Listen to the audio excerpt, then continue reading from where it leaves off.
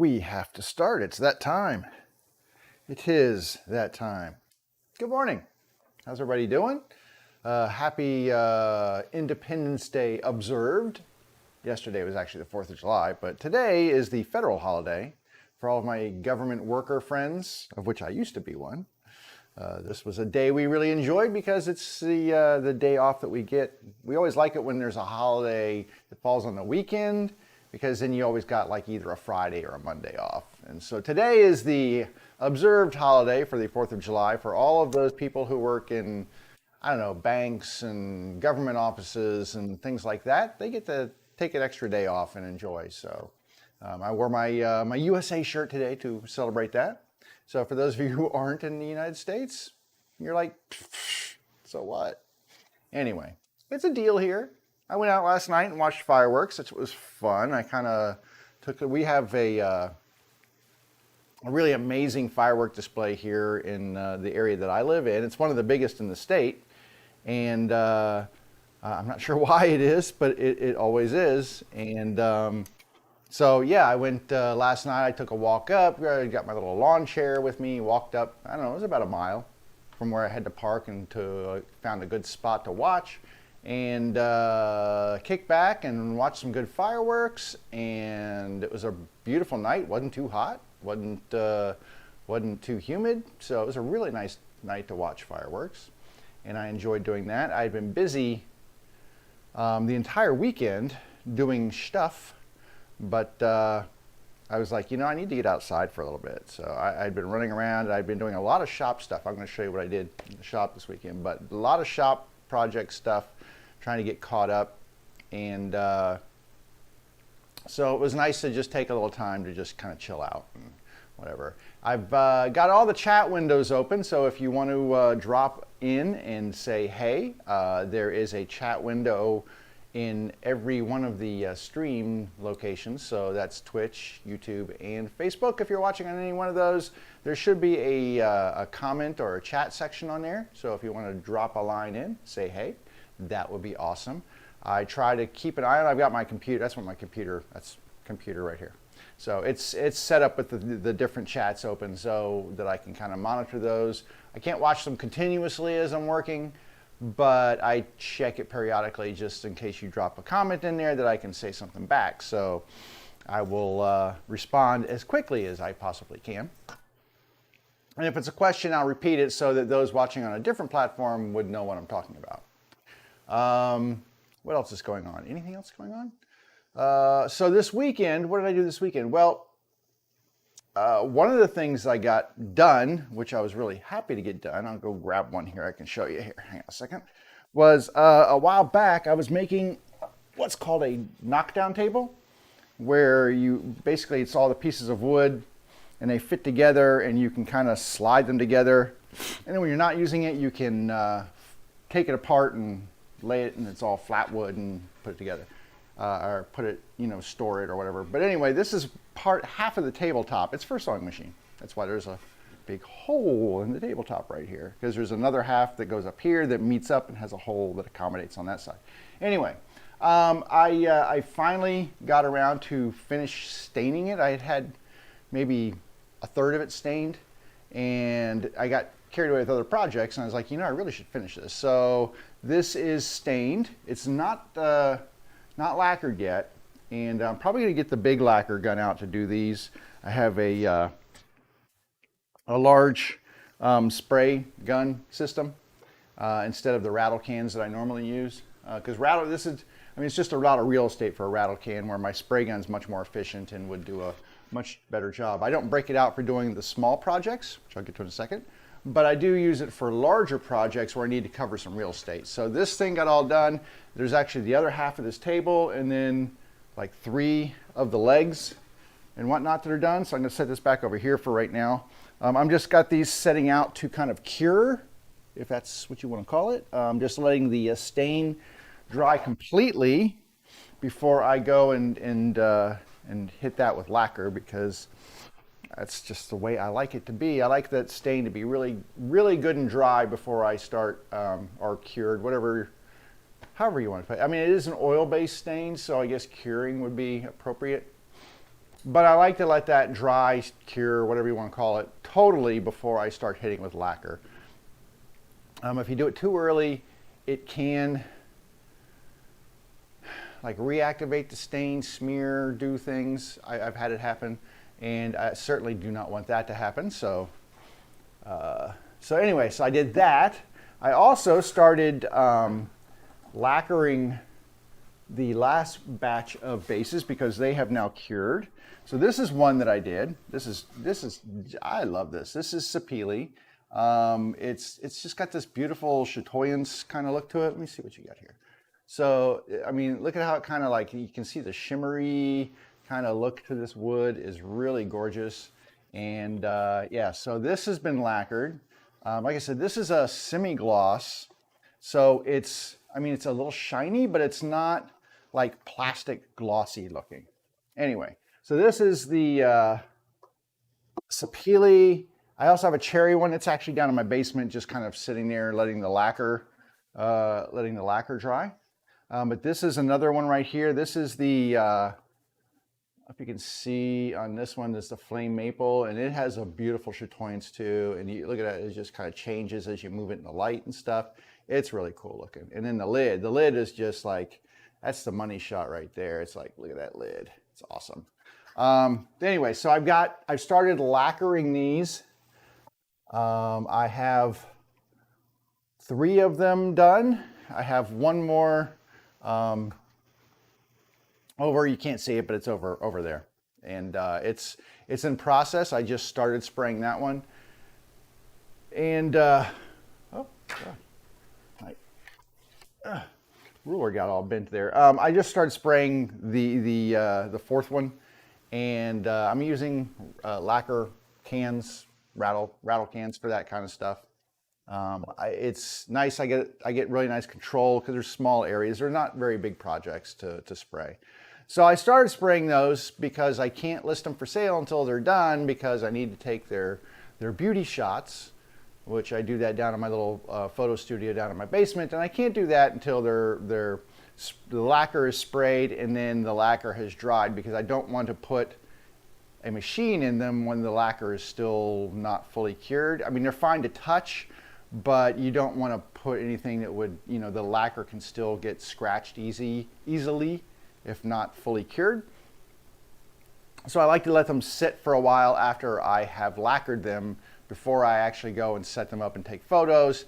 And the other thing is, after I take photos, I want to ship them, if they, you know, hopefully they'll be purchased. And I don't like to wrap them up. If that lacquer is not cured, you don't want to wrap that in bubble wrap, because it will stick to that lacquer, and that's bad. You do not want that. So anyway, I'm in that process because I had 8 bases. That maple one that I just showed you is already spoken for, which is cool. But I have 8 more that or not 7 more aside from that maple one. And I need to get all those done. I can't sell them until they're done, right? So I kind of get to this point where I get 98% done, and then I stop and move on to other things, and I don't go that last 2%. So I'm trying to get those done so I can get them listed and get them sold, because obviously that's the whole point. And I really need to get them sold because I'm running out of wood. I'm looking at my lumber stores, and honestly, I have no more wood for projects that, I mean, I have lots of scrap, but I don't have wood to make any complete projects now. Aside from the ones I'm currently working on. I mean, I've got these, but that was pretty much it. I kind of dove deep into my lumber stores and wiped everything out. So I'm gonna have to go back to my my lumber guy and restock. That might be painful. Hopefully lumber prices are come down a little bit. I heard that they did, but I don't know. That could just be like 2x4s and stuff. But I'm gonna need to go get more lumber before I start any new projects, which is okay because I've got these to work on right now, and they'll keep me busy for a little bit. And that gets me to these. This is where I was this weekend. Was working on these things. If you were here on Friday, looking for this. If you were here on Friday, you saw me cut a lot of these pieces down to size. So I have pieces like this, which are sets of boards that are made like this. Is if there's 3 boards on 3 little boards and 2 long boards, that is a base with a storage compartment. If there's just 2 shorter ones with a 2 long ones, then that is just a simple base with no storage compartment. I got all those cut last week on Friday. If you were here, you saw that. And what I was doing this weekend was doing the CNC work. I think I've done a little bit of CNC on the stream before. It's very boring to watch because you really can't see anything. The machine's loud. I've got the router on there is loud. The vacuum that is hooked up to it is loud. There is a dust shroud that goes over the area that's being cut, so you can't really see what's being cut. So from a live stream perspective, it's really not a great thing to live stream. So I was thinking, well, I could just do one where I do the handles that I'm doing, and I just got going and finished them all, and I was like, oh well, I guess I'm not doing that on stream. The handles don't take as long. They're about 8 minutes a pair, and what I mean by the handles, let me grab these. These are nice. Hang on a second. So what I mean by the handles are, if you can see, this is the 2 short pieces, and in here is a little pocket that gets cut, and it's actually cut with them together. So they're like this. When I put it on the machine, let me give you a little different view here so you can see. So there you go. So you can see when I put it on the machine, I lay it flat on the CNC bed, and these 2 pieces of wood are pressed together and held down, and then the bit just makes this pocket all in here, so that when I take it apart, it creates handles like this. So now I have handles, and these pieces go on the side of the base, and then you can pick it up. So it makes little handles. The handles are awesome, and they work really well. I had 2 problems while I was doing that. So let me pull over here, and little honesty in woodworking here, because bad things happen sometimes, and you don't want the bad things to happen, but they do. So when I was making these two right here, basically these weren't the first 2. These were the first 2. And what happened was, I'll go back to this. Oh, I'm on this one.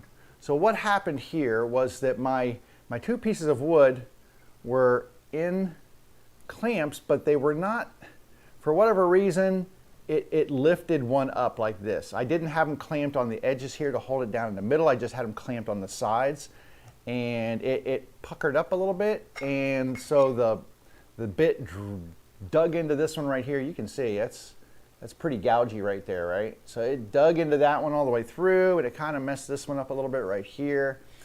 And I was like, well, crud, I don't have like extra pieces of walnut. What am I going to do? So what I ended up doing, I looked at this one and said, well, I'm going to cut, if this is in the base, I'm going to cut a little rabbet cut on the inside. So let me show you. I cut a little rabbet cut on the inside to accept the bottom of the box, right? So I cut all the way around the perimeter.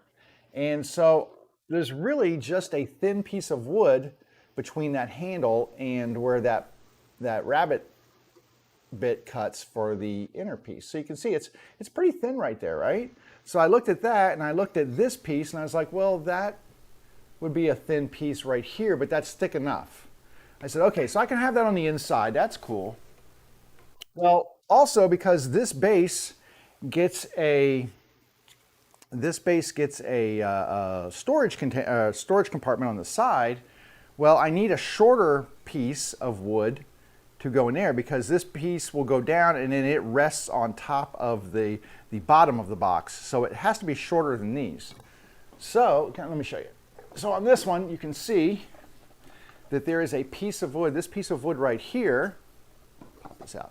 So this piece of wood right here is actually, even though it looks like it's all done, if you look in the bottom, it doesn't go all the way through to the bottom, right? So this is sitting on top of this piece of wood right here that is the bottom. And so this piece is shorter than the sides. And I was like, all right, well, Not the best scenario, but I can afford to lose. Put that back in there. Hang on. Boop. That is tight. Why is that so tight right there? Oh, hang on. I think I'm putting this in wrong. Okay. It just came out. Or was it flipped? There we go. Anyway, so I figured, all right, well, I can lose a little of this width off of here. This will come down about, maybe I'll lose about 1/4 of an inch. So I can lose this gouge portion down at the bottom right here. And so that was almost tragic. But I did manage to salvage it. So this should come together and look just fine.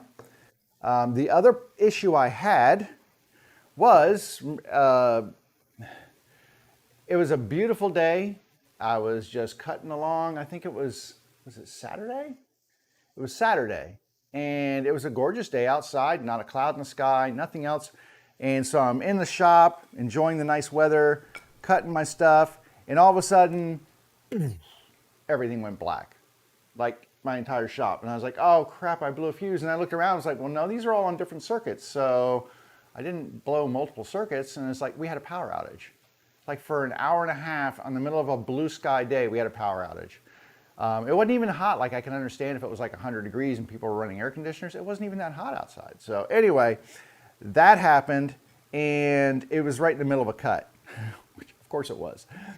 So I had to go back and restart this because I had these in and they were cutting, but they didn't finish. It was about halfway done.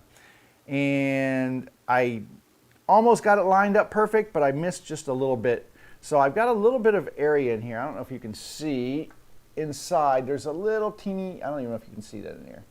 But anyway, right here, there's a little bit of extra wood right there. And I'm gonna just take my chisel and clean that out. But I did manage to save it pretty well. So I've got handles for that one too, so you can see. Anyway, yeah, that's my big fear is like blowing a fuse or getting a power outage while I'm routing with the CNC because there's really no way to save it.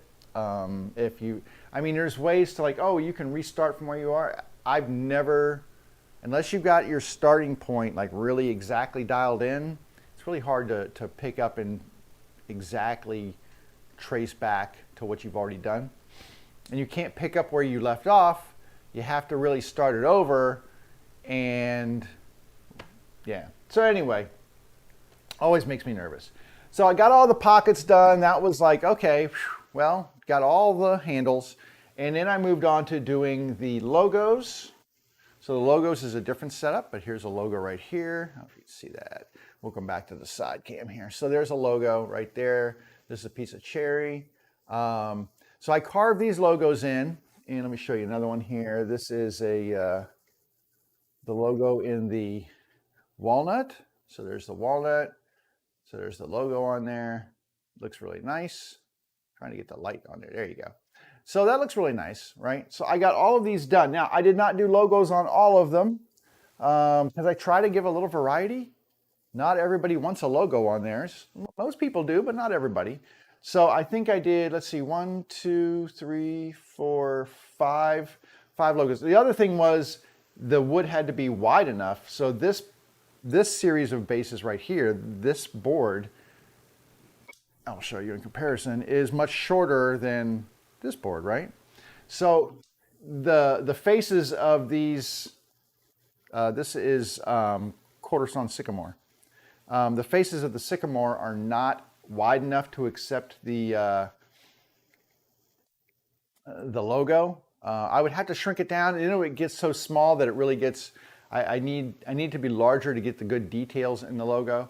So if I did it smaller, I don't think that it would work out well. So I don't like to shrink it down. So the small base did not get one.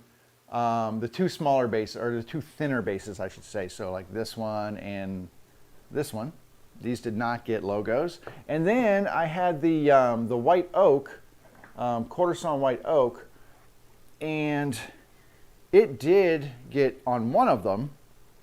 I'm making two that are the exact same size. These are just your basic bases, so these do not have storage compartments, but I did one on this one. I left one of them without the logo, so there'll be, you know, somebody can choose one with and one without. And, you know, if all I have left are ones with logos and nobody wants to, you know, they're like, I don't want a logo. Well, that's too bad. So anyway, that's what I did. So I did carve 5 logos, and those take about 25 minutes a pop, close to 30 by the time you do the setup.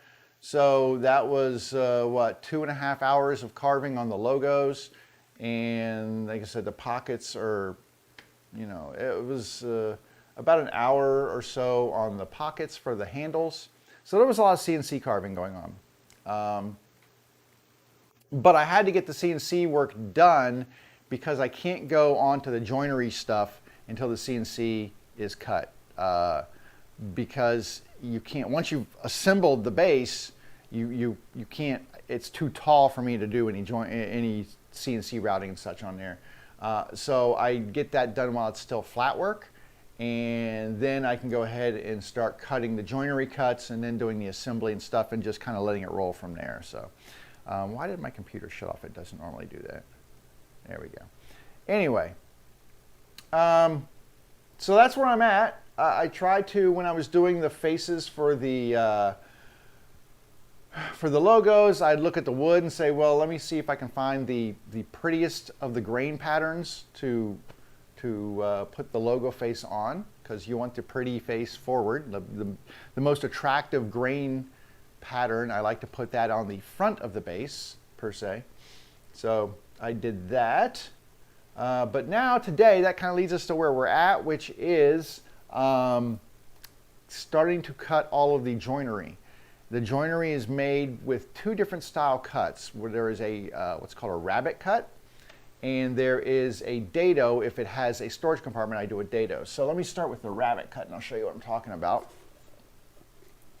So the rabbet cut basically means that, over here, what I do on these long, like we'll just take this long piece right here, for example, there are no cuts made to the side pieces. The side pieces stay their exact dimensions.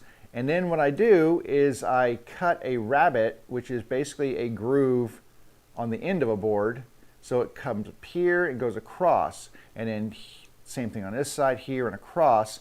And what that does is it allows me to have a little bit of a pocket to put this piece of wood into. And I do one of those on each side, and then these get glued together. And it actually creates a very strong, I don't know if you can see that joint right there. They make a really strong joint. I do a really good job of gluing them and clamping, and that does most of the work. If I'm making a base with a storage compartment, then I have to do those cuts on the ends, but then I also have to do a, I think I need to sand edge of that. I need to do a dado cut. So I'm going to show you the bottom because it's easier to see the dado. This cut right here and down here is where that middle piece slides into. So that goes the width of this, right? There's that dado cut goes all the way through here. And you can see it just, there we go. So right in here, I cut a dado on each side, and that is where this middle piece then slides into that dado. So you can see where it slides in there.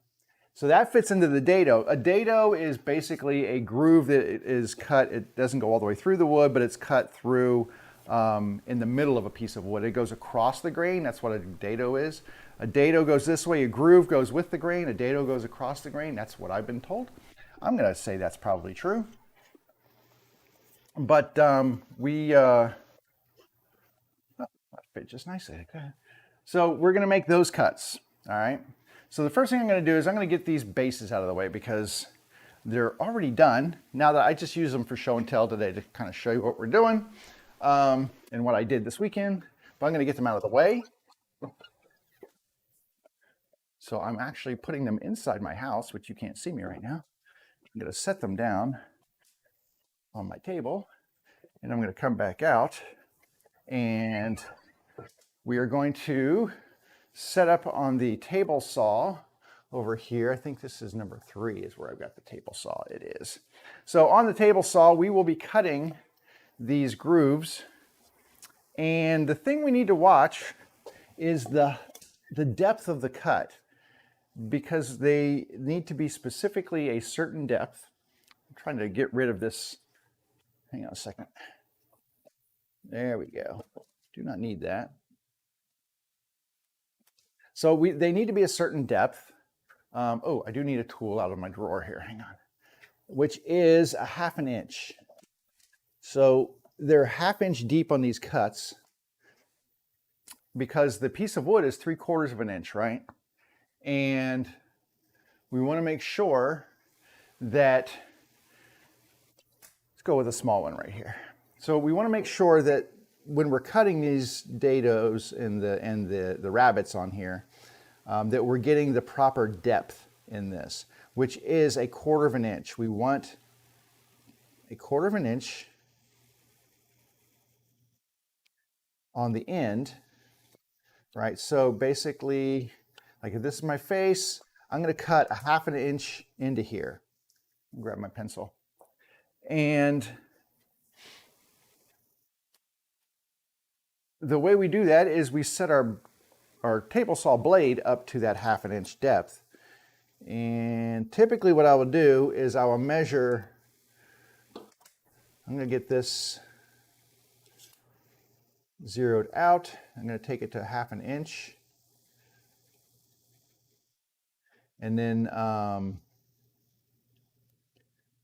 let's see,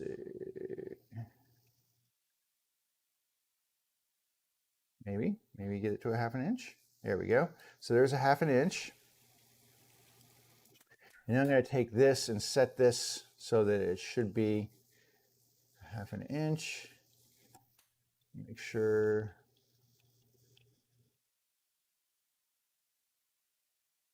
All right. And then I'm going to get a scrap piece of wood. I'm going to use this to set it up. So this is my little Craig, what do they call this thing? The multi-mark. Just a sliding scale at the thing so you can actually get overhanging measurements and such. What I'm going to do is use this as a setup guide. I'm going to raise my saw up to that height. It's a little high. And then what I'll do is I'm going to get a scrap piece of wood and I'm going to run that across this blade, and then I will measure how deep that cut is. And we want to make sure that we get, like I said, just the proper depth. I'm looking for a piece of wood, and I need this as well. So this will,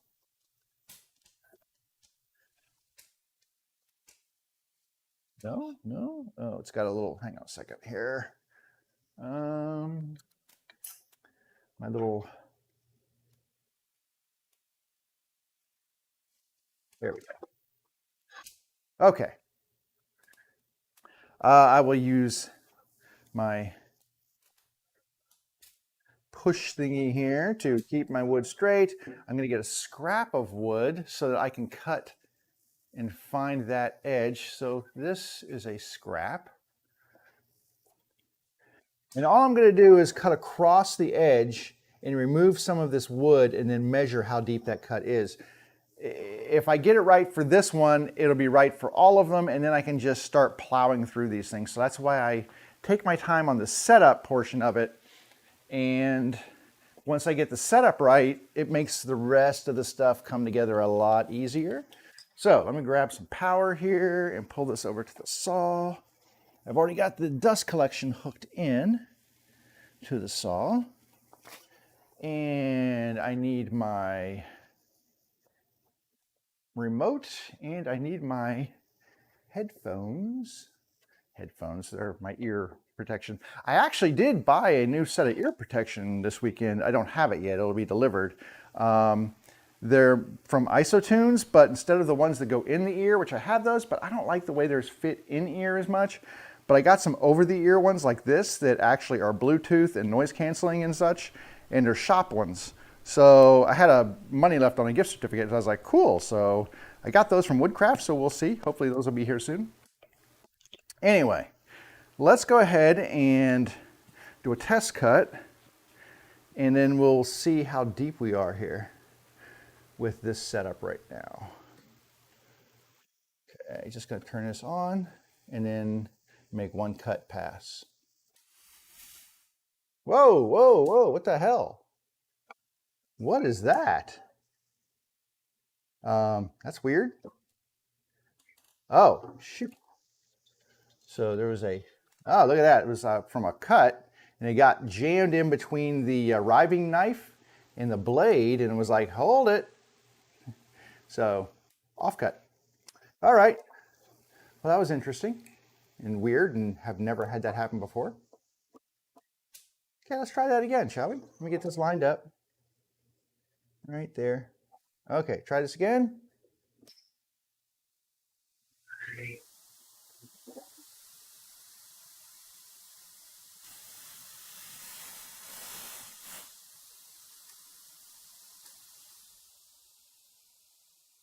Yeah, I've never had that happen before. That was really weird.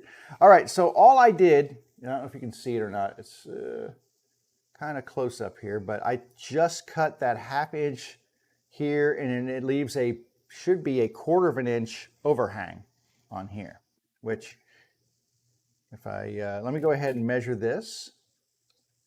And all I'm looking to see is if my height, this piece should be running exactly against this edge, this little ledge right now, while this is bottoming out on the bottom of the wood. And it looks to be like I am, wow, that is Jim Dandy perfect right there.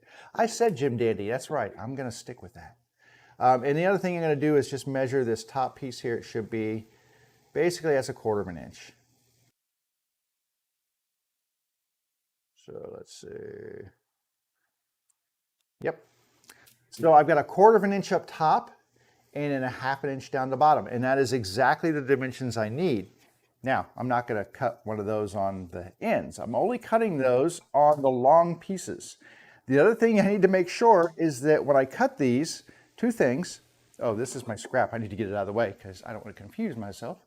I need to make sure that I am not cutting too far in. These need to be the exact height and cut of this piece right here. So I use this piece as a measuring stick for how far into the wood I'm going to be making that cut. And to do that, I need my handy dandy pencil, which seems to have, there it is, eluded me. It's over here. It really hadn't eluded me. It was just, I was looking in the wrong place. So I need to make this cut right here.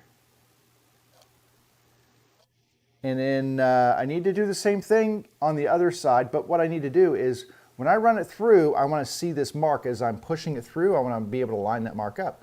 Well, I need to, if I just mark this edge, it's not going to work because when I turn this around, this is the side it's going to be showing. So I want to make that mark over here. Same mark. I'm just using this as the thickness gauge, right? And then I'm just going to do this with my finger here and kind of make a line. I like to give myself a visual guide to where my cuts are going to be. So I'm just going to do like this so I know which part of the wood I'm cutting away. The last thing in the world you want to do is make a cut on the wrong side of the board here. So you just want to make sure you're cutting away the correct part of the wood. I'm going to go ahead and grab the other one, and then I'm going to identify which side is going to be my face. I think this is going to be the face right here. So I'm going to put a B on the back here and then draw an arrow so I know that this is the back and it's going, and this is the upside. That's the only reason I did that. But that gives me a way to identify which way this board should be oriented before I run it into the saw here. And since I'm going to be making a cut this way, I need to do one on this side.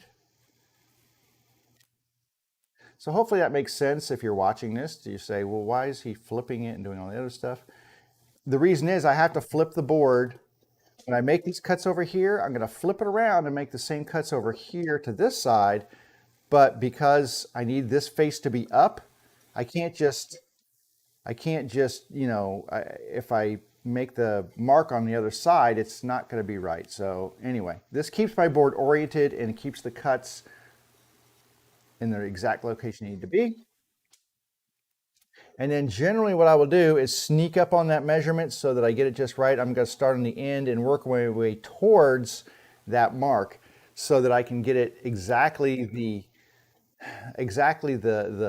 depth in that I need to be. Even though I made a mark there, that's just a guide for me. I'm mostly going to be using the piece of wood itself to make sure that it fits and doesn't go too deep into the piece of wood. So let's go ahead and make some cuts, and I'll show you what I mean.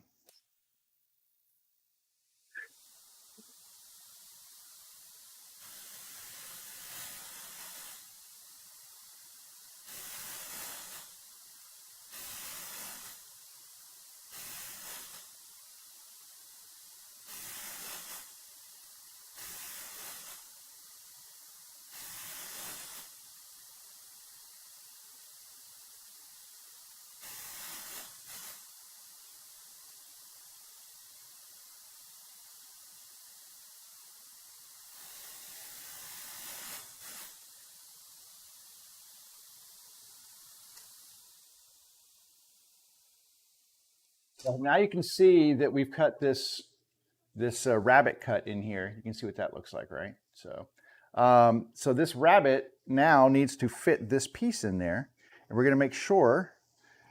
I took it to that line, and what I'm looking for is that this piece, the face piece, is just a tiny bit proud or sticks out just a hair or is exactly even with this side piece. And that is. So I did a good job there. And that's how this joint, if you look like that, that's how this joint comes together, right? So there you go. Turn it around.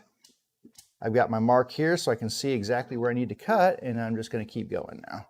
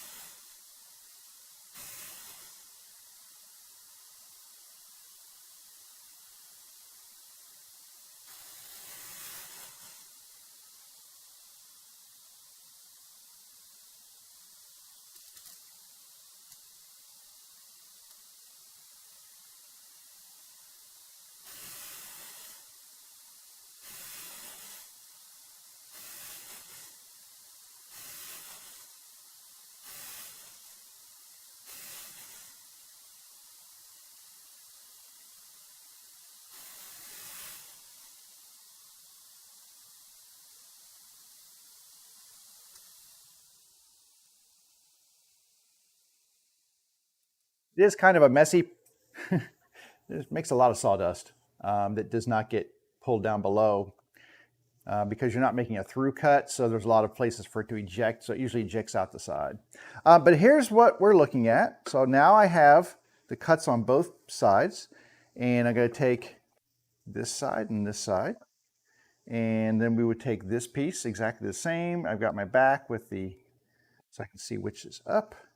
And this is, there you go. So there's a box right there, a base. These will get glued and clamped. And that is pretty much the construction of a basic box. I mean, in terms of the sides, the front, the back, that's it. They are not very complicated. And I'm going to cut all of these pieces first, these simple bases. Because, and as you can see here, I'll show you. So there's my cuts that I made. You can see it kind of makes a cool little on the end there. But anyway, I'm going to keep these separated because I don't need to make any additional cuts on these. So I want to keep them like these are done, keep them all set and ready to go here. And then when I get done with all of these, I will use the, well, I won't use anything. I'll still use the table saw, but I'll make the additional cut, which is the dado. And that's a little bit more complex because that requires some measuring and things like that. But for now, we're going to just keep doing this. I've got 1, 2, 3. So 3 of these that are just simple bases. And I'm going to be using the same method here for these. And we'll get these cut pretty quickly. And then we're going to be making these same cuts on the ones with the storage compartments, but there's an additional cut, which is that dado. So that requires an additional step. Now this one, I need to figure out where I want the bottom and the back. Okay, so I'm going to do a back and draw an arrow so I know which side is up. And hang on a second, I've got some fuzz from the chop saw on here. There we go. I just needed to set flat on here. I don't want the fuzz making it not sit flat. All right, I'm going to mark this one. And the same thing here.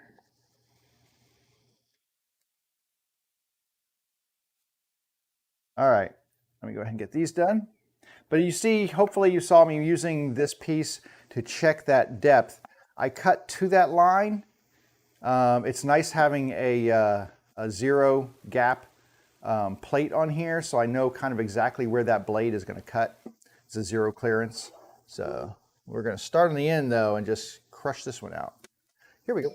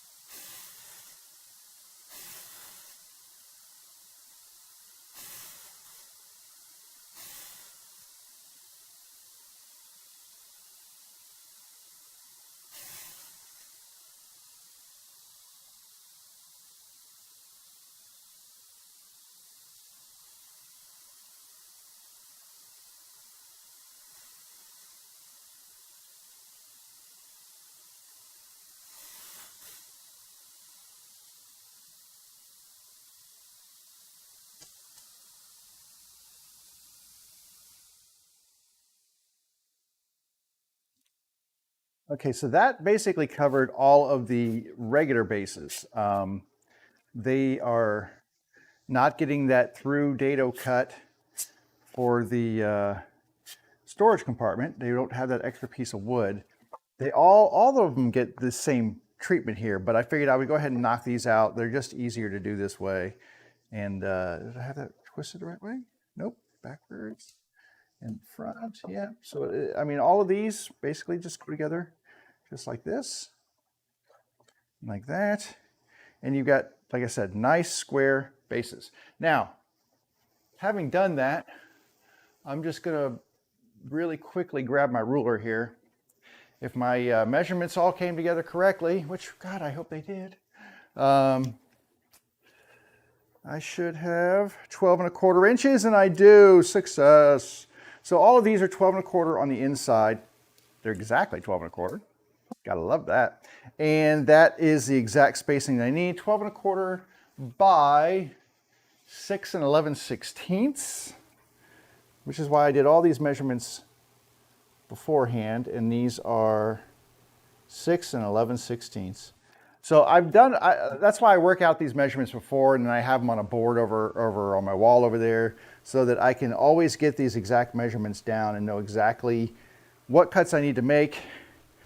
And my stock always comes out exactly right. Now, this is why, though, I need to make sure when I'm milling my wood down that I mill it to pretty much exactly 3/4 inch thick, because that plays a big part in these things coming together right. Now, I'm going to get my vacuum hose out here, and I'm going to do this. Oh, hey, let's see, where am I on? That is on YouTube from West Virginia. Dennis, hey, Dennis in West Virginia. Sorry I didn't get back to you sooner. I was cutting on the table saw. Hope you're having a good day.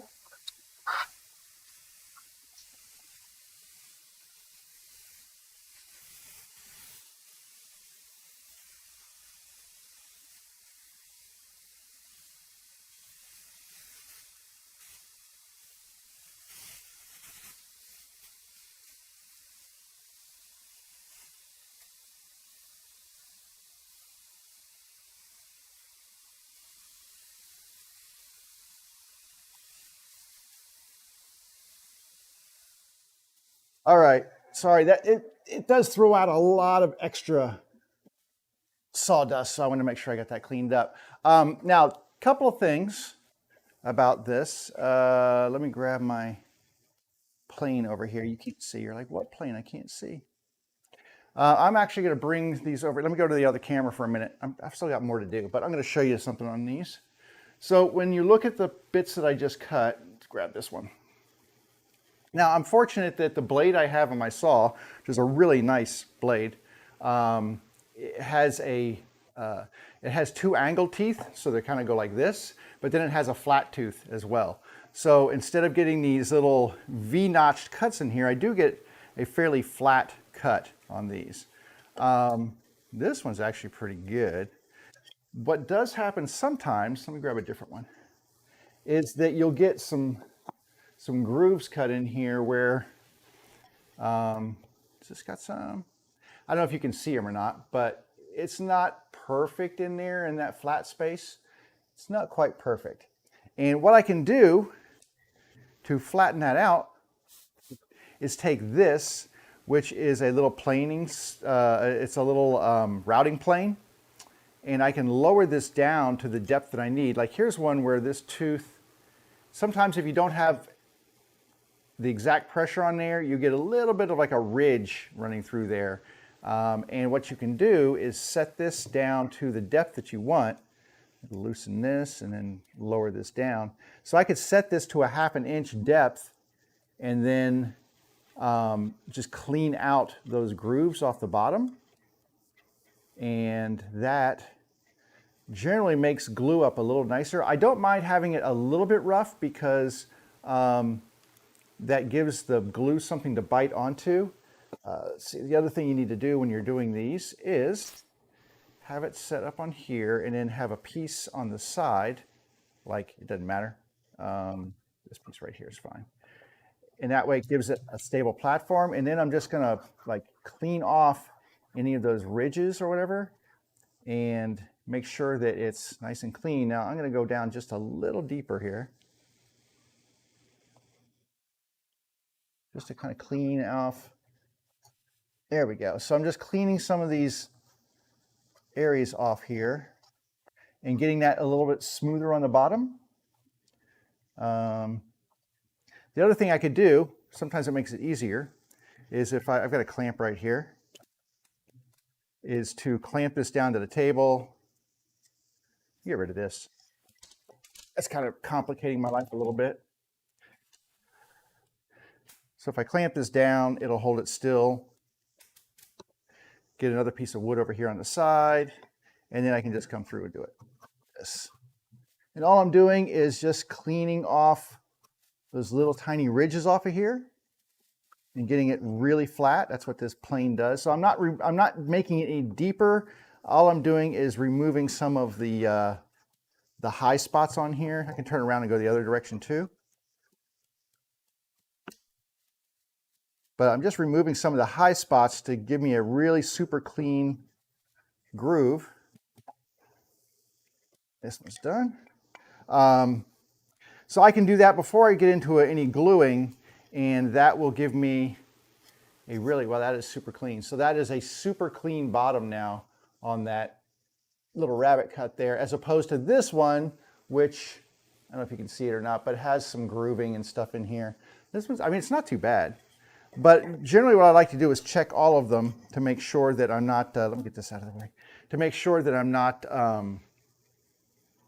going to have anything that doesn't let me get a good glue joint. So this is like one of those little steps that you can take. And like I said, I'm not really removing any big pieces of wood here. All I'm doing is making sure I'm getting the little grooves that were there out of the way.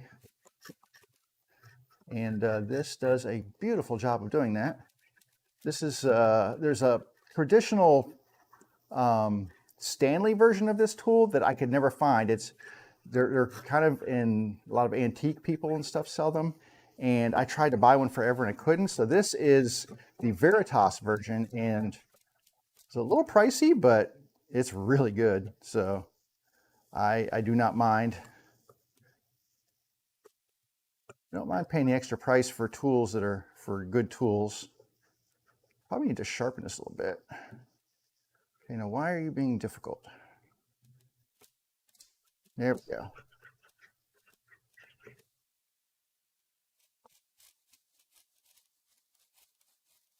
But now that is super smooth on the inside.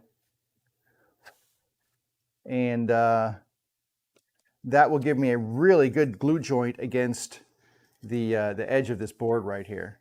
And that's what I'm looking for, is a really strong, really flat glue joint inside there to bring this all together. So that's one thing that I can do before I actually get to the actual glue ups of these. The other thing I have to do before I glue these up is I sand the interiors. So all the interior sections of the boards, the two sides and the faces, I always sand those out because it's hard to get a chance to do it after it's glued together. You know, it's always hard to sand inside of a box. So do it before you do the assembly, and just on the insides. I do the outsides later, but before I do the assembly, I always like to do the insides and just get a quick sanding on them just to keep them cleaned up. I'm gonna just, hang on a second here. I'm gonna raise this up just a tiny bit. Okay. Down just a hair. I mean, the actual ability to dial in the cuts on this thing is really nice. Has a really smooth adjustment on here. It's got nice brass hardware. So Veritas makes some really, really nice tools. I'll call them kind of high-end tools. They're a little high-end. Lee Valley is probably the easiest distributor to find them. So if you look at Lee Valley Tools, which they sell a lot of different stuff. They sell gardening tools and stuff, but they carry the entire line of Veritas planes. And that's probably what Veritas is most well known for, are their planes. And they make some beautiful planes. So like if you want to like a regular hand plane, it's hard for me to spend like $400 or $350 on a hand plane. This was not that expensive, but this has so much utility that it was really worth the investment. You can see this one. I didn't change the depth setting, but this one's getting a little bit more cutting, so I may not have had this held down as well. It's really good right there. And then the other thing, you can switch it around and you can kind of start planing the other direction.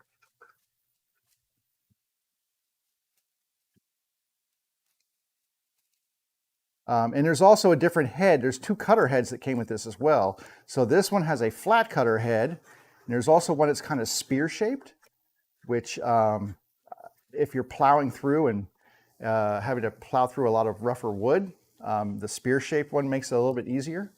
And it also comes with a little adapter for actually putting this into a sharpening jig.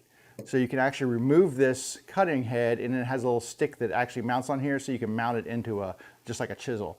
But this is the flat head, and you can see that there you go. So you can see that is a nice flat beveled plane right there, and it just gives me some really clean stuff here. I got to clean off this one little edge right here. I just kind of left some loose stuff right on the inside there. But I really enjoy using this plane to clean up stuff like this. Does a really good job. Okay, apparently I didn't get this as clean as I thought I did. Let me clamp this down and just clean out this side right here.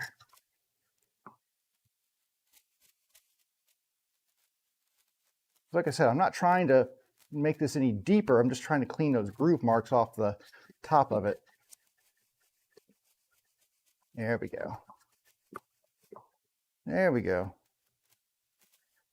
Okay. That should be good.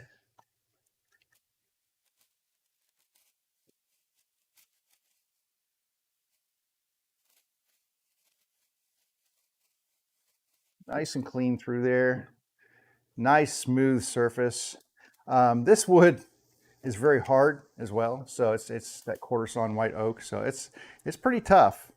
And I'm going across grain with the router plane there, so that's, I'm not making life easy on myself by using that, but it does, like I said, when you're getting ready to do some glue ups and stuff, it does really make a difference in getting those nice and flat. And that's where a router plane really kind of starts to shine. All right, let's go back. We need to do some more cutting over here. So I'm going to switch back here.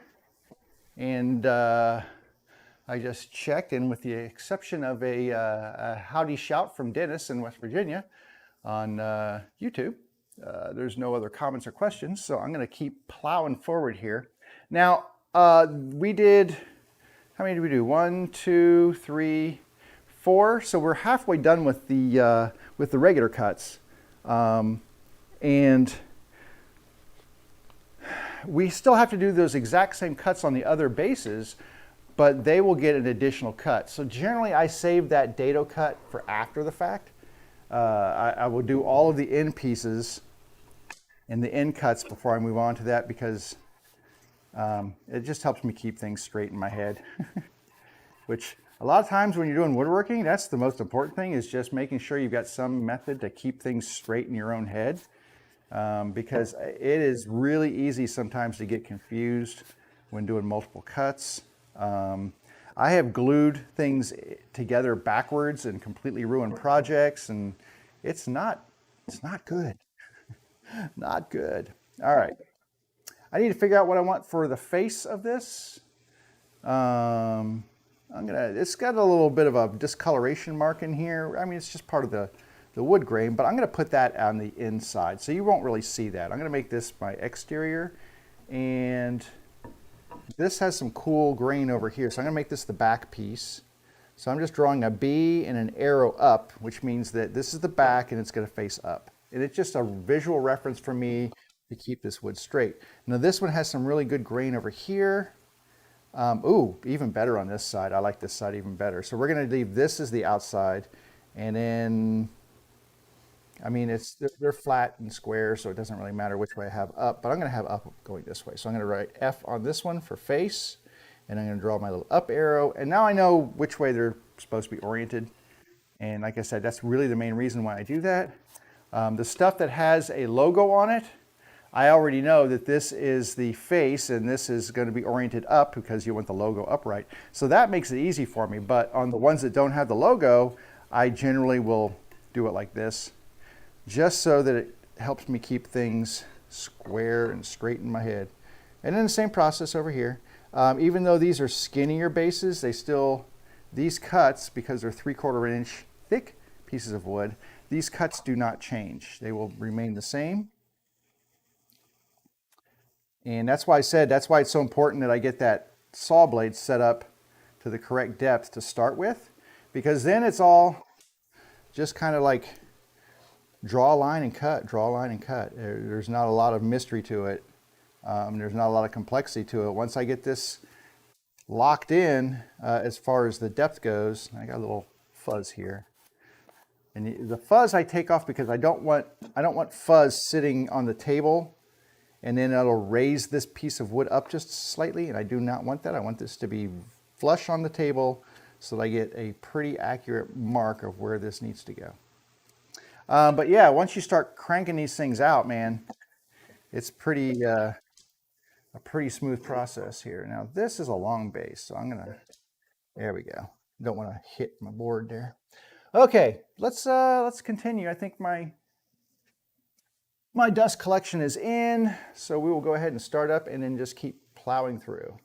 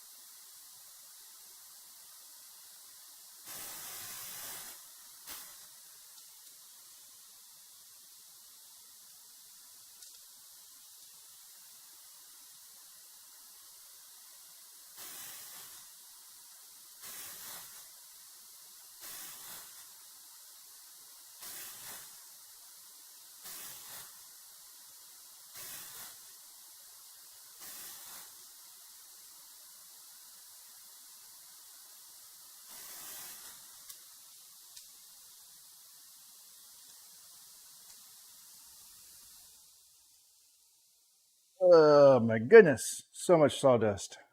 All right, so oh, really? Hang on a second. Let's see if I can ban these people here. I don't want to be TikTok famous, so can I ban you? Let's see if I can ban them. Block them. Block.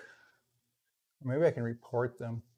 I don't think reporting does any good for these people because it just, I mean, it doesn't do any good. Spamming, next. And it's a bot, next. Okay, really? So, oh, I got them all. Did I get them out? Let me get rid of that one. Okay. Interesting. Okay, well, now I got to pull all my windows back. Anyway, sorry about that. I had some spammy stuff in the chat, which I did not want. Nobody likes spammy stuff in their chats. And back to normal. Okay. I've got all these cut and they're ready to go in terms of the end pieces, but now what I need to do is cut that groove in the middle, that dado cut. It doesn't go on the end. See, this is called a rabbet right here. A rebate or something like that. I can't remember. It depends on which part of the world you're in as opposed to what you want to call this cut. Rebate or a rabbet. I call it a rabbet. R-A-B-B-E-T. So I call it a rabbet. But we need to make a dado cut now, and it needs to be in the right location. And so what we're going to do is we're going to orient this because we have to measure, right? So this is my face and this is up. So I'm going to put that towards me so I can actually read that logo and it's in the right orientation. I'm going to take the back piece, make sure the arrow that I have is up, and this is the back facing out. Okay. So this is how, if the sides were in, they would be like this. This is how I want it oriented. And the reason is that the machine will fit into this space. So I need to make sure that I get the cut exactly in the right spot to start with. What I'm going to do is clean this dust off of here a little bit. Lots of walnut dust. Is I slide this all the way down against my fence right here so that it has something to press against. Then I'm going to measure, and I need a square. So let me grab my square here. Get my super accurate woodpecker square. Not sponsored. Boy, wouldn't that be awesome to be sponsored by Woodpecker. They got some cool tools. And I need to make a line that says how far this thing is actually, I need to figure out where my opening is because my dado cut is going to decide how wide this opening is going to be. So what I'm going to do is get my tape measure, and that is, I'm going to just check one more time, 12 1/4 inches. So I'm going to put the tape right inside that notch, and I'm going to measure out 12 1/4 inches because that's the line that I need to put my 12 1/4. I'm going to take my square and put it on this line right here. And that is the line that needs to be cut. Now, we're going to have that same problem where, remember I said that I have to flip the boards over to get the lines on them? We're going to have to do that on this one too. To start with, I take the piece of wood that is going to be the middle piece that has no handles cut in it. I'm going to put that down against this line that I just drew, and I'm going to draw another line. That gives me the thickness of this cut. So now I know how thick this needs to be. So now what I'm going to do is I'm going to flip this board over because I need lines on this side to feed it through. So I know right here, hang on, I'm going to draw my little line there so I know exactly where my cut is.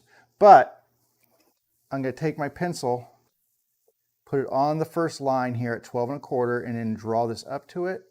There we go. And then I can draw an exact matching line on this second board. I can use this to get the exact width, just like that. Because remember, this side needs to be down. This is where my my joints are. This is the inside. I'm making all these cuts to the inside section of this piece of wood. I do not want to cut on this side. This is my exterior. So if I'm cutting this out, I need to see my lines. Well, my lines were over here. If I match it all up, my lines are on this side. That's the wrong orientation because when I put this against the board here, I can't see those lines. I need lines on this side so I can start cutting from the exact right spot. It'll make sense in a second if it doesn't make sense already. But super important that you get this oriented the correct way. So now these are both, I have cut lines on each of these. Now people have asked me, well, why don't you use a dado blade, a dado stack? I have a dado stack. I have a really nice dado stack. But it's actually faster and better for me to do it this way because these pieces of wood are not exactly all the exact same measurement. With a dado cut, you're getting the exact same cut. And there's no, I mean, if I want, you have to shim it to make little adjustments. I want to be able to just, like if I need to make it just a tiny bit wider, I try to sneak up on the cut. And with a dado stack, there's no sneaking. You're just an elephant in the room. You're just full speed ahead. So I like to do it this way. It's just easier. Plus it saves me time. Setting up a dado stack and stuff is not speedy fast. So now what I will do is I find the location for that first cut and I put that right on my pencil line because that pencil line is, that is where the measurement was for 12¼ inches. So that'll be my first cut. Once I get that first cut, I'm going to start chewing away wood towards this second mark. As I get close to that second mark, I'm going to be using my piece of wood to check it to make sure that I am just wide enough to not have to wedge this in, but it should fit tight, but not too tight. It's kind of one of those things. All right, let's go ahead and try one.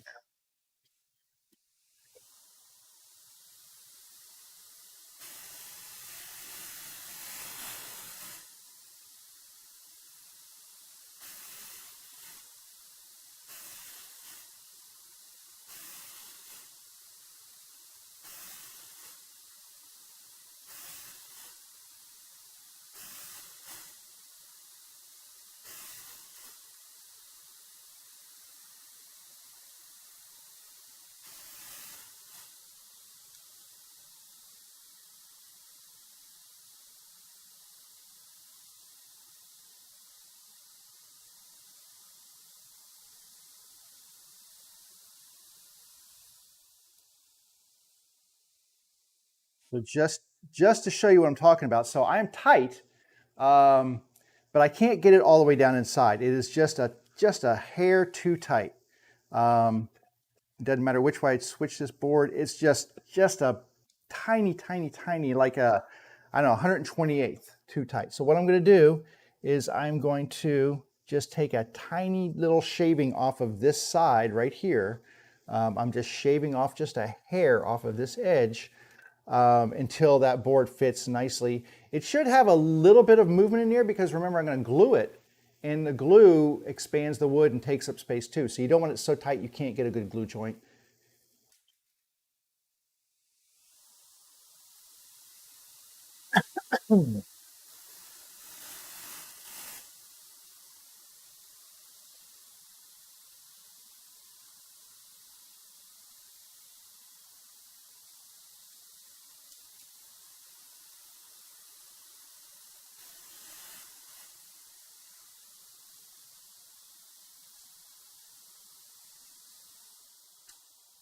Okay.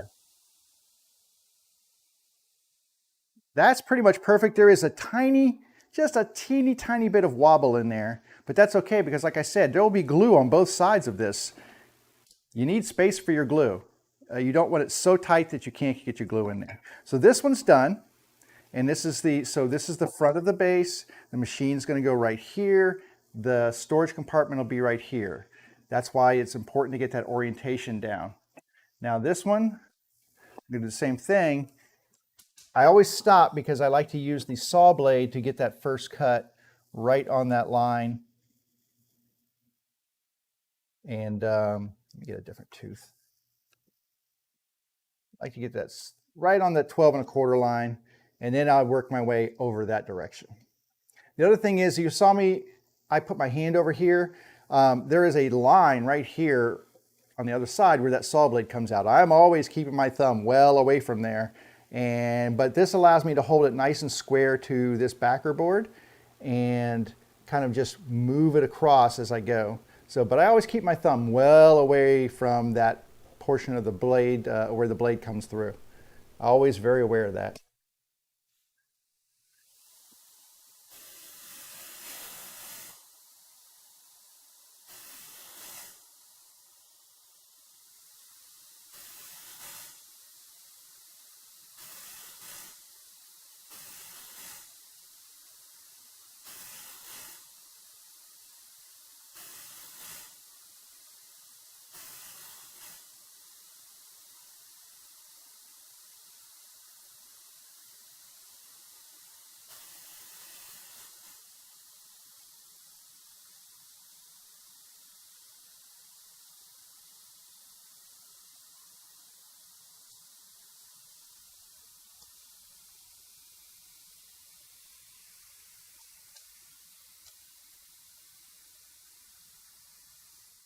Okay, there's one. So let me show you what this looks like assembled.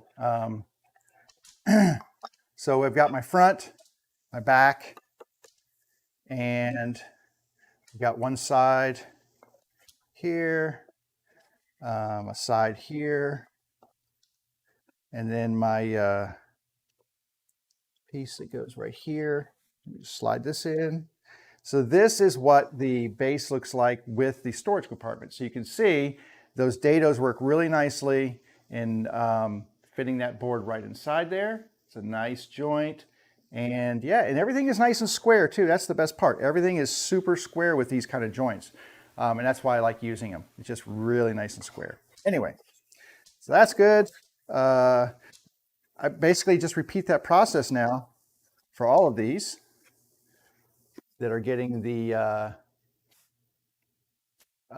they're getting the storage compartment. So I've got two more walnuts, and so I need to make sure I get these oriented the correct ways so that the insides are up and facing each other. Get my ruler in here, and I make sure that these lines are matched up. Okay, 12 1/4 is what I'm looking at.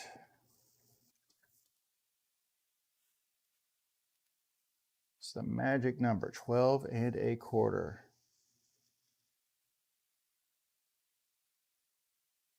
Now, what I can do now is, because, you know, I've showed you basically what we've got going on here, I'm going to flip this one over and just do all my lines now. I'm going to use this, line this up on that mark right here, and just make all of my marks. Put my my middle board in here, because that is how thick that line needs to be. First time I showed you with it flipped the other direction, just so you could see. Don't need to do that this time. I've done this enough that I can kind of keep it straight in my head, but I still, you know, am very careful that I make sure I line everything up and check my front and back orientation, everything else. This is where you really don't want to screw anything up. Like if I were to make this cut on this side of the board instead of the bottom side, that would just totally ruin it. So, all right, let's get this one done and we'll move on to the other one.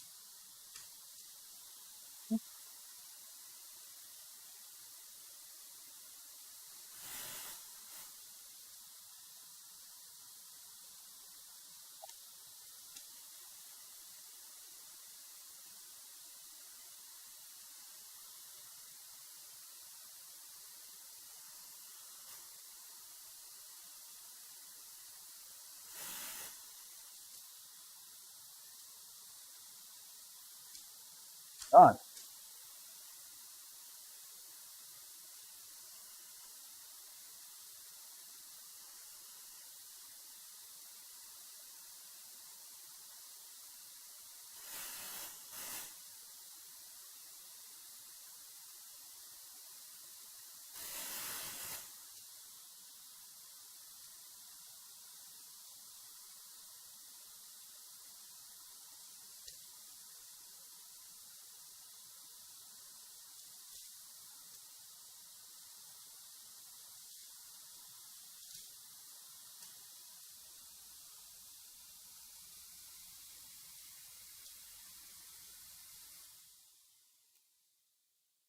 Sometimes they just come together and sometimes it's just a little bit harder.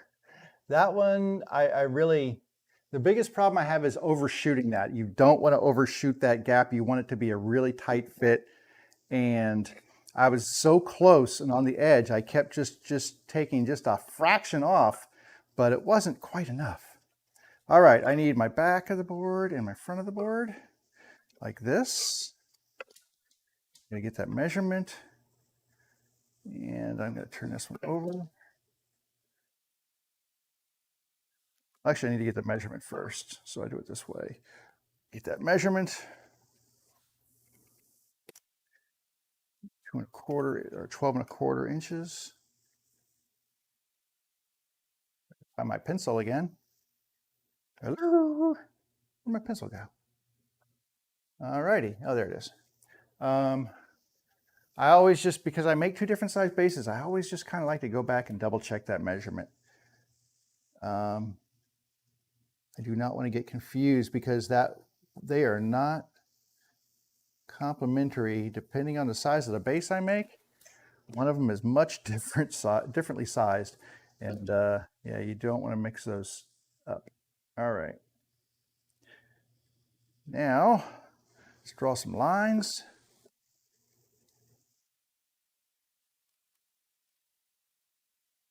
Get some lead in that pencil there.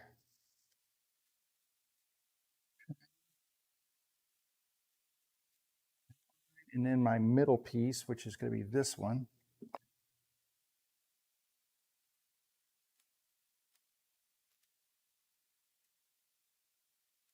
All righty. So I've got these last lines marked on this one. I only have one more to do after this, so we're making progress. I mean, this stuff just, it takes time. I mean, that's just all there is to it.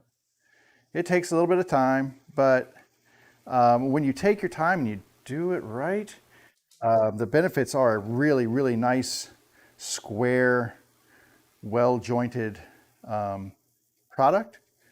And that's really what I'm after is, you know, I really want those joints to look good and to hold well too. I want them to glue up really nicely. So, all right, let's cut this one. Trying to make sure that my first cut is accurate and then move on from there. All right, here we go.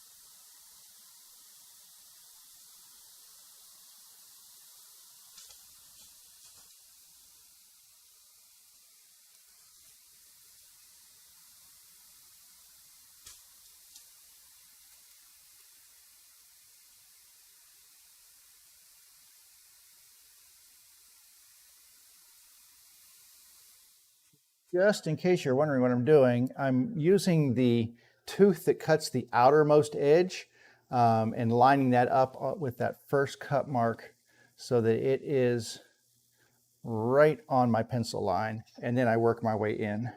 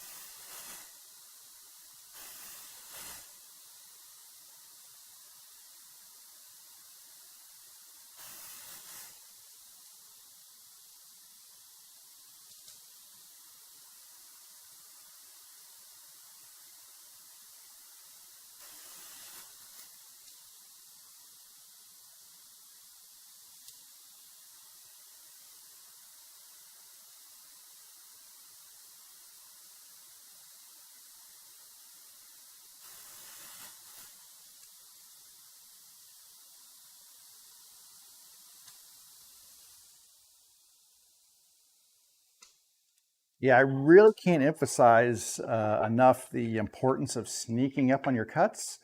Um, Hopefully you know what sneaking up means, which means you get really, really close and you just kind of keep chipping away a tiny bit of wood each pass until you get the exact fit you need. It is so important to make sure that your joints are going to fit tightly, and sneaking up on them, I didn't invent the term, but I use it a lot because it really is the best way to get really accurate joints.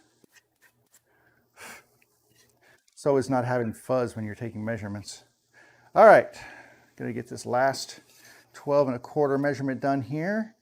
These are the last ones that we have to cut. So we are almost done with the joinery cuts. And believe it or not, this is like these two sets of cuts are all we do for joinery. There's no big secrets here or anything else. It's just these two cuts are what help us. Now why? Okay. This is what helps us. This is weird. Oh, they were taller. I was like, why doesn't this work? Because they were taller because, this is short. So I need to make sure that these are lined up and get this line drawn exactly where it needs to go. And then get my middle piece, put it on here, and then draw this line right here. But yeah, sneaking up on your cuts and stuff is so useful in getting really accurate cuts, and you're going to get really nice tight joints because as nicely as it is, nicely as it is, as accurate as I try to be with a pencil, that pencil lead has width, and believe it or not, I mean that can play a huge effect on how well things fit because how wide is your pencil lead? Believe it or not, that's a thing. Do you cut inside the pencil lead? Do you cut outside the? Do you cut on the pencil lead? Because remember, when you have a line like this, and then you put a pencil mark on here. Well, if you put this edge right on the extent of your measurement, well, that pencil lead is actually on the inside of your measurement, not on your measurement. So you kind of have to take those things into account. So there are, different things to look at when you're doing this kind of stuff. If you want to be accurate, and I do.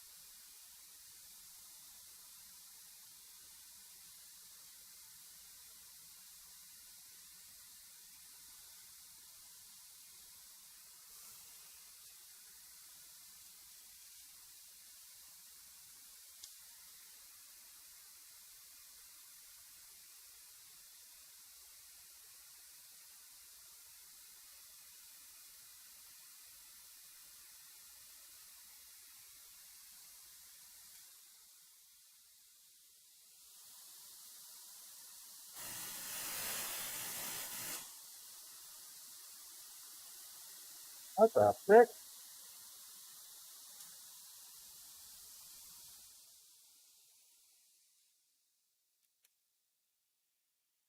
Not sure how I got so completely missing wrong on that one, but that was bad. I think I shifted when I pushed it through there. All right, let's try that again.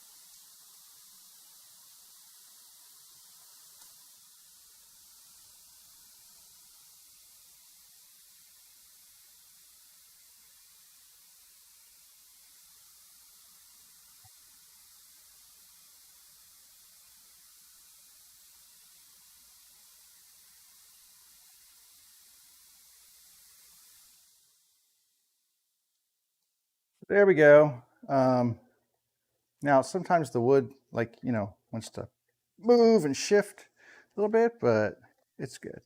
So there's our base, and you can see that that is, we've got our handles on the side, and it's really, I mean, that's the extent of what we need to do for this thing. It's pretty good. Really, what comes next is a lot of sanding on the interiors, and then a glue up on the exteriors of these. I tell you what, so I don't want to go through the whole, I mean, I'm not going to make you watch me glue everything because it's ridiculous. That's one of the things I like to do off camera. But maybe what I would do is take this particular one over here. So I'm going to bring it over to the bench right here. And we'll switch over here. And then maybe what I'll do is I will sand this one and glue it for you so you can see that. We only have a few more minutes left in our stream today anyway. But I will go ahead and show you what that looks like. And then you can just imagine me doing it to the rest of them, because it doesn't take long to sand these. I don't get into like a really super smooth final sanding on these because honestly, they don't need it. These are the insides, not the outsides. So let me clean off a little dust here first.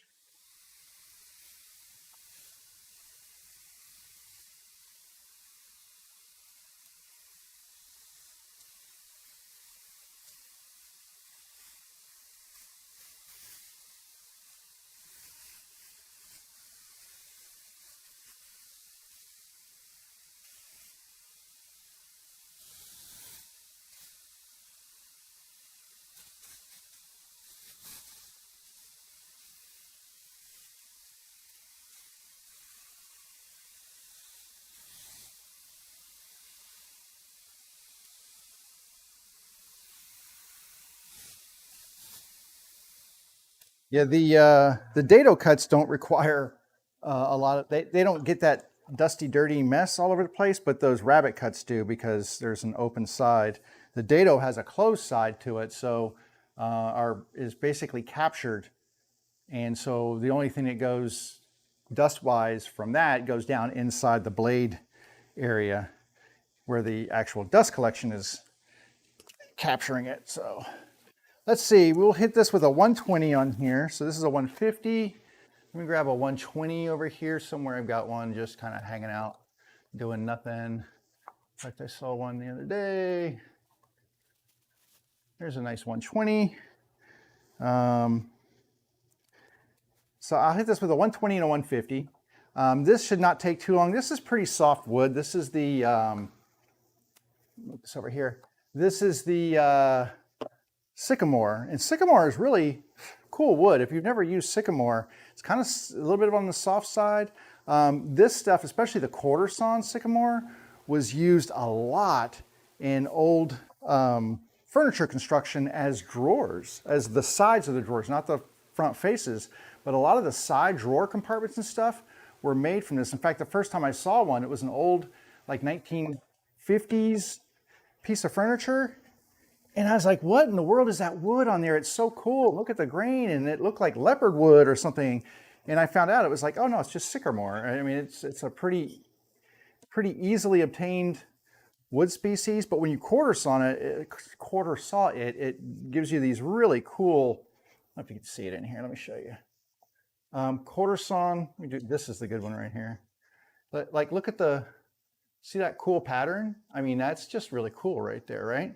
So you get these really cool patterns with quarter sawn sycamore, and I love it. I think it just looks really cool, which I've said that twice now. Anyway, I'm going to sand the insides of these. Just get them nice and soft. These two, I'll hold off on sanding the middle one because this is not getting installed. This does not get glued in right now. That comes later. We do the two end pieces in the front and the back. Those are what get sanded and get glued together. All right, let me put my ears on here. And oh, I need to get the power. Sorry. Limited power, got to move it around, plug it in where it's needed. Is what it is. That being, it is my shop. All right.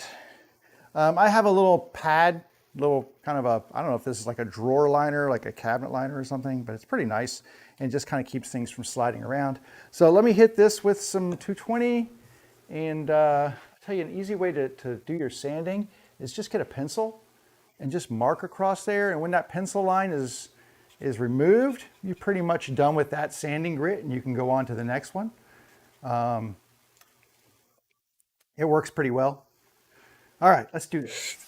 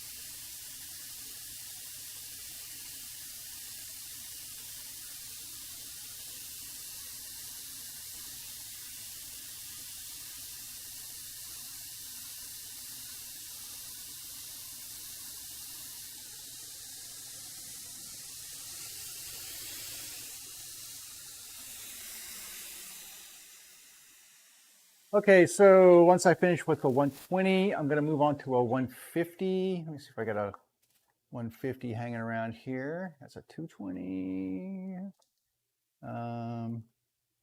Somewhere, 150, 220. There's a 150. And like I said, really what I'm doing is I'm trying to remove some of the planer and jointer marks off of the wood. That's really all I'm looking to do, because this stuff is interior to the box. It's not going to be seen that much, but you know, still want it to be smooth. You don't want to reach in there and feel like rough wood. So, and it's so much easier to do it now than it is when it's actually assembled. So that's why we take the time to just spend a few minutes doing it now. But the pencil trick works really well. Once the pencil's gone, you can move on. This will be my last grit, and then we can go and do some gluing.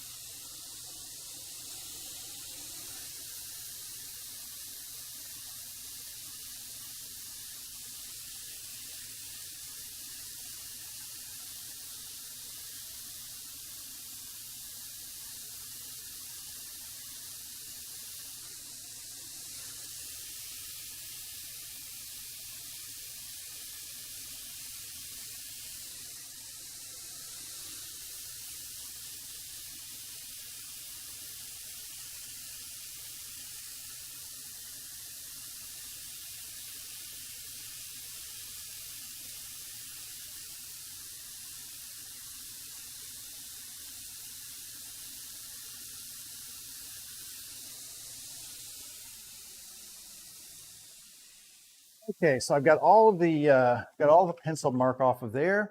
If you were so inclined, you could, if you want to go like the next step, I'm gonna take this one off because it's a 120. Or no, it's a 220. If you want to go the next step, you could take like a 220 and just kind of go with the grain, a couple of swipes. That will kind of take any swirls, because remember, you're just trying to remove the marks from the previous layer on there. So you could go this route. I mean, normally I don't. I'm just doing it to show you that you can just kind of go that little extra bit if you want to. But with the grain, with that 220, gotta clean this off a little bit.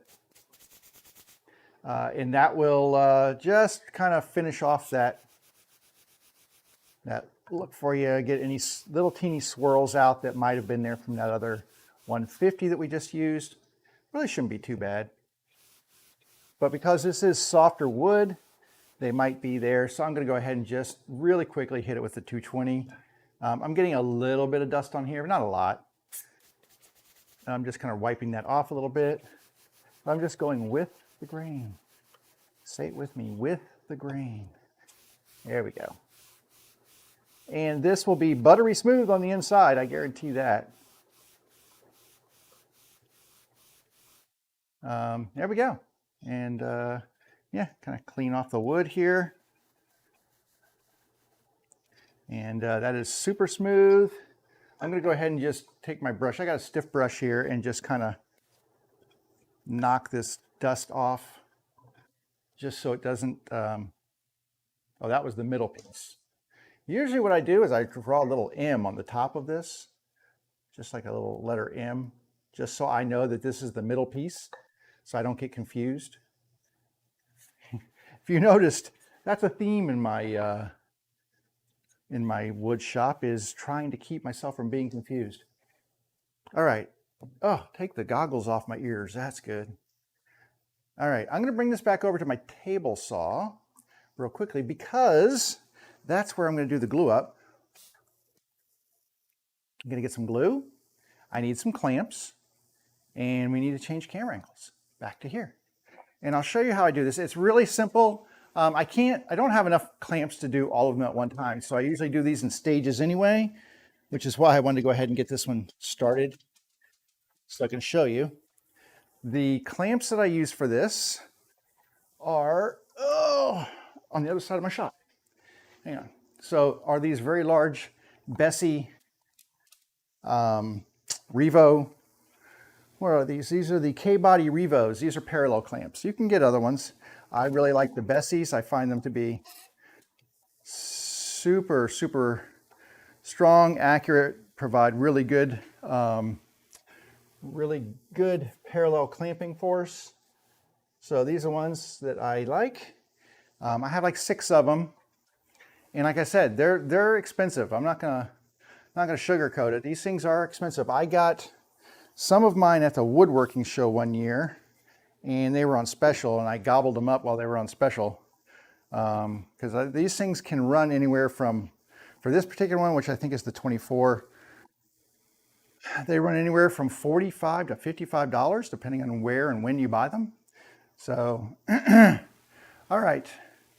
I need my middle piece here, just, you'll see why in a minute. We're not going to glue it, but what I'm going to do is set these up so that I've got, this is my front, this is my back.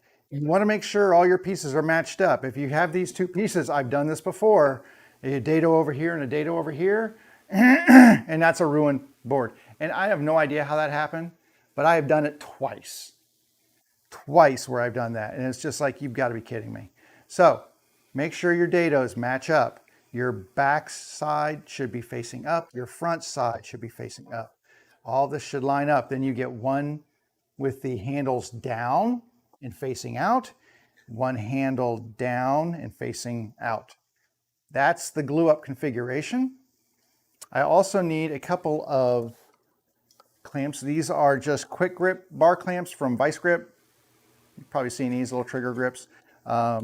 I use these to hold it in place before I put it in the Revos, but they work really well. I also need a piece of toilet paper, really? No, a piece of paper towel. And that's just to clean up glue off my fingers and such. So what I do, I'm gonna lay these down flat, stick these aside. Let me lower this blade. I'm not gonna make any more cuts, so that blade is not needed. I'm gonna push this over to the side. The reason I do this over on my table saw is my table saw is a very flat cast iron surface. And so this allows me to really make sure that my base is gonna be nice and flat.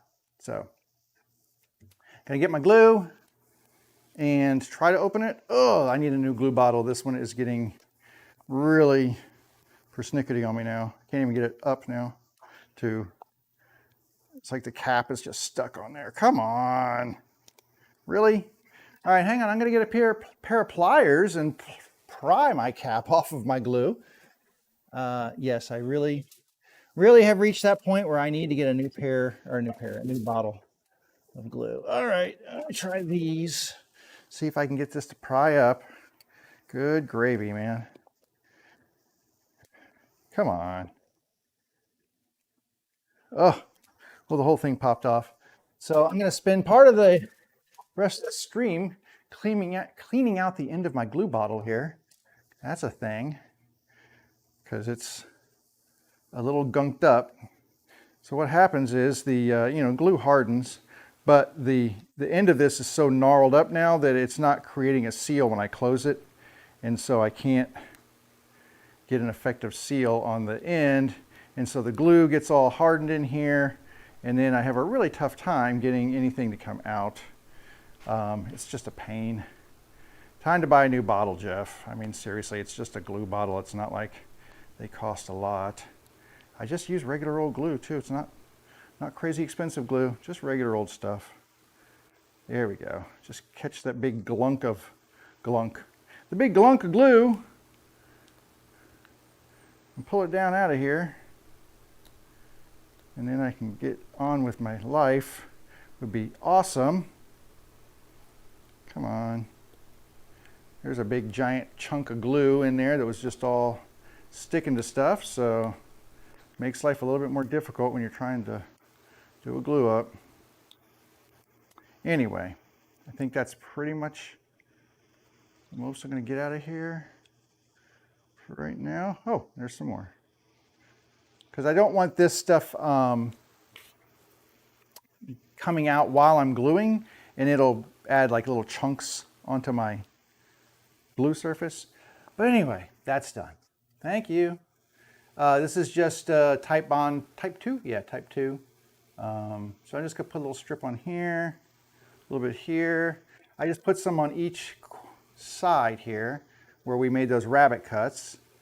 And then I will spread that glue around with the best glue spreader ever. Right there.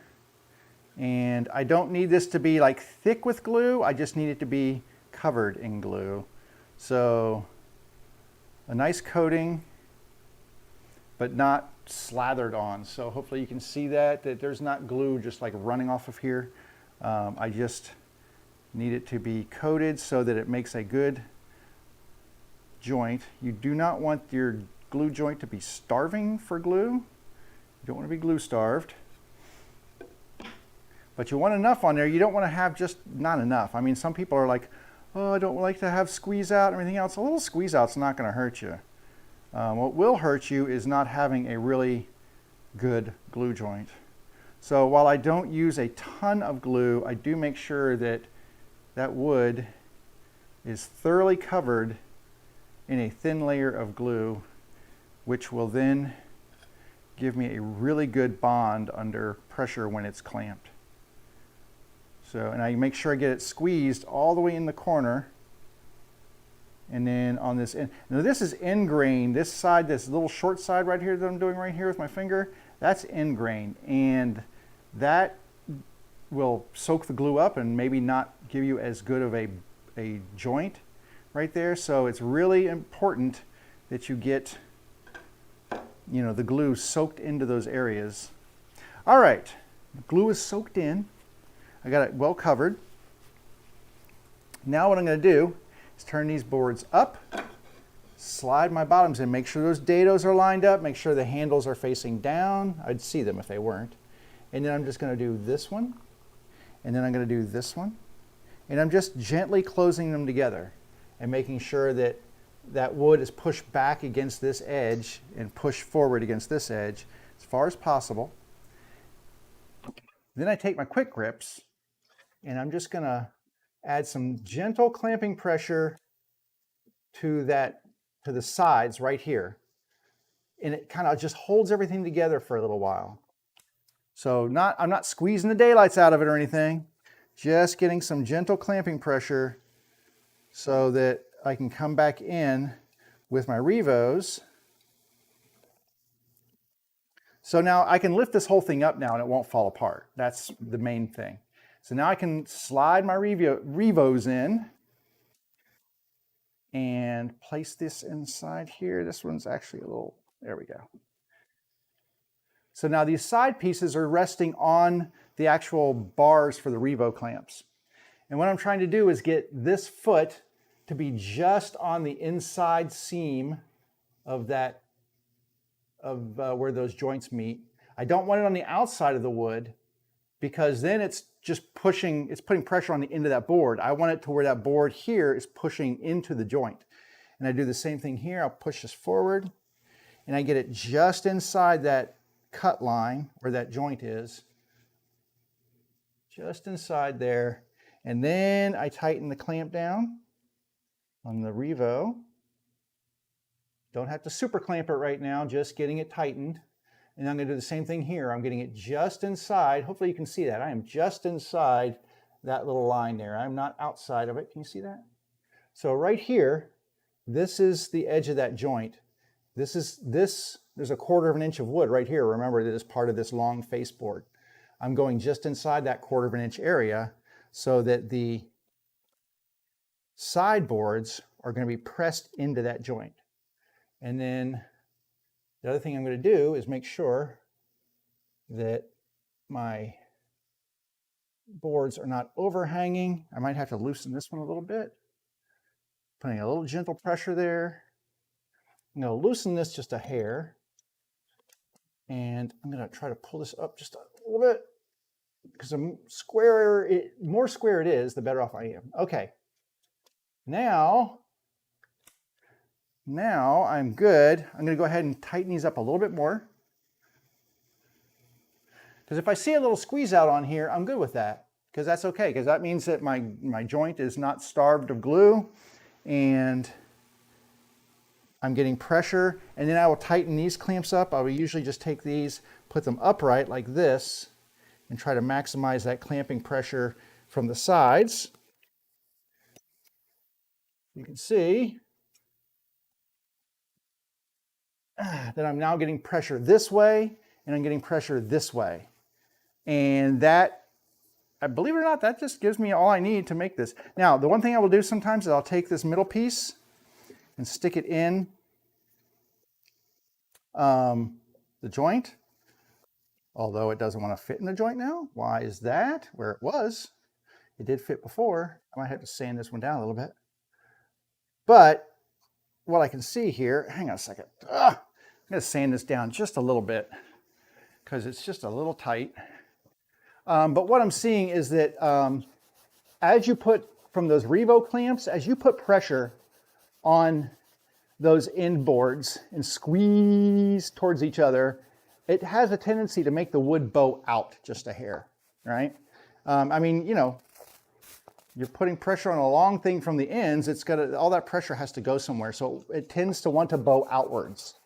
And in order to keep it from bowing out, what I will do is, hopefully that was enough sanding on them. What I will do is put the middle board in here.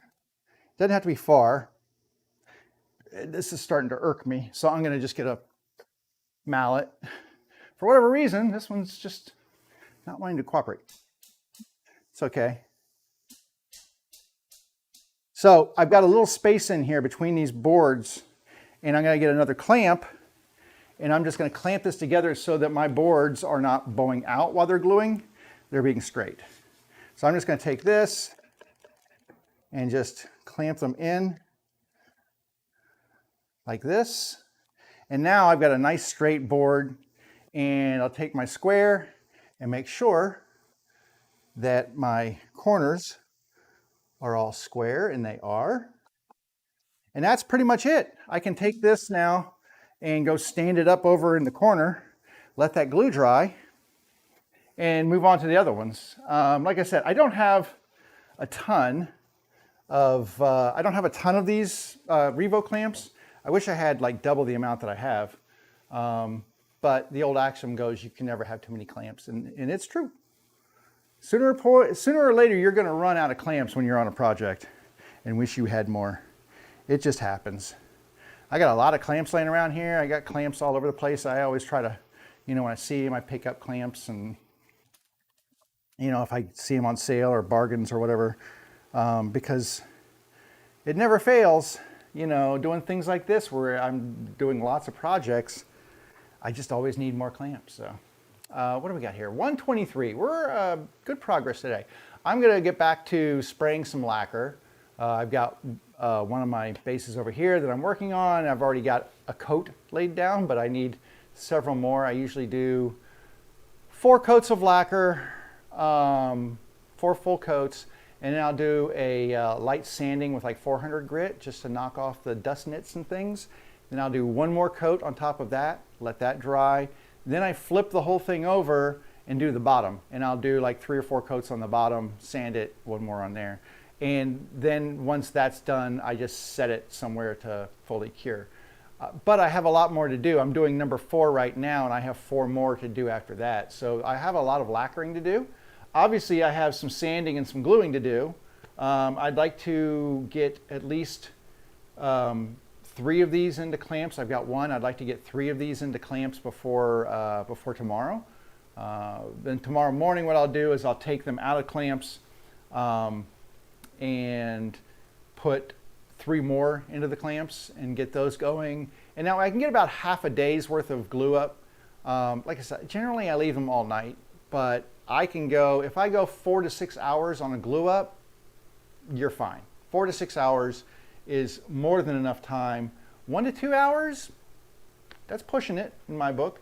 But 4 hours, 4 to 6, and you're fine. I usually just go overnight, and then I'm always in good shape. And like I said, this seems like a really weird kind of not standard glue joint kind of thing you'd use, but 2 things you need to know. One, the joint itself doesn't support the sewing machine. There will be corner blocks. I used to have some sitting up here, but here we go. There's little blocks like this that are little triangular shaped blocks. And these blocks go in the corners and get glued in. They're what support the machine. And the bottom doesn't support any weight because it's just a rabbet and it doesn't support the weight. So all the weight goes on these little triangular blocks that get put in there. And I've never had a glue joint fail. I've never had a customer come back and go, my box fell apart.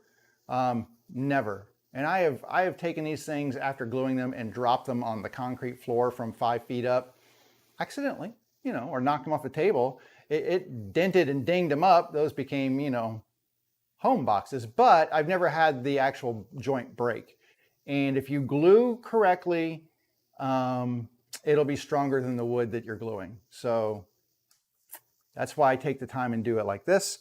But for you to sit there and watch me glue and watch the glue dry, it would be just horrible. So that's all I'm gonna do. I like to do one on camera just so you can see what I'm doing. And then, you know, when you come back, they'll have like a bunch of glued up little bases, and then we can kind of look at what's next. I think the next thing we will do is flatten them on the bottom. So we have to make sure they're nice and flat because we're going to cut another rabbet into the bottom of it to accept the piece of plywood for the bottom of the box. And so we need that to be perfectly flat when it sits on a table. And you want to do that before you cut that rabbet joint in there, or that rabbet, it's not a joint, it's a rabbet cut. But you want to do that before you actually flatten.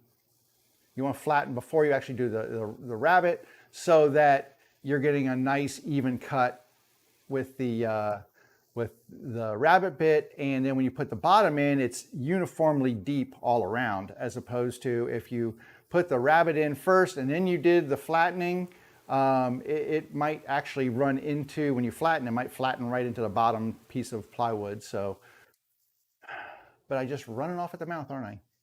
You'll see. Come back Wednesday. You'll see exactly what I'm talking about. It'll make a lot more sense then.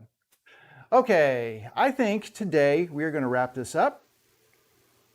And we are going to, well, I'm going to, it's hot. It's 82.5 degrees in my shop. So I'm going to put a fan on me. I'm going to kick out some more lacquer, some more glue, grab some lunch. You, on the other hand, enjoy the rest of your holiday if you're celebrating today. And yeah, come back on Wednesday. I'd love to see you. So take care of yourselves. Be safe out there. Have fun. Get in your shop. It's fun stuff. I'll talk to you all on Wednesday.